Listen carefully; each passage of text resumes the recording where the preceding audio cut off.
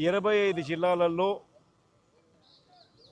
రాష్ట్ర వ్యాప్తంగా దాదాపుగా 15 లక్షల ఎకరాలలో పంట నష్టం జరిగింది.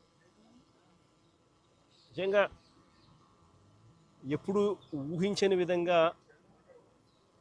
ఈ తుఫాను వల్ల పంటలు నష్టపోయిన పరిస్థితులు చోటు చేసుకున్న పరిస్థితులు ఇవి. ఎందుకు ఈ పరిస్థితి వచ్చింది అని అంటే కారణం వరి అన్నది అత్యధికంగా ఈ 15 లక్షల ఎకరాలలో దాదాపుగా 11 లక్షల ఎకరాలు పంట నష్టం జరిగింది వరి పంటకి. ఈ వరి అన్నది కరెక్ట్గా గింజలు పాలు పోసుకునే పరిస్థితిలో ఉన్నప్పుడు జరిగిన దారుణమైన పరిస్థితి ఇది. తీవ్రమైన గాలులు, ఆ గాలులతో పాటు వచ్చిన వర్షాలు. నిజంగా ఎంత దారుణమైన పరిస్థితి అన్నది చెప్పడానికి ఒకసారి చూస్తే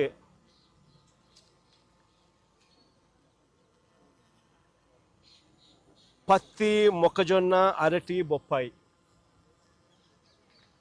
ఇవన్నీ కూడా లెక్కేసుకుంటే దాదాపుగా మరో 4 లక్షల ఎకరాలు అటు ఇటుగా. ఒక వరి దాదాపుగా 11 లక్షల ఎకరాలు.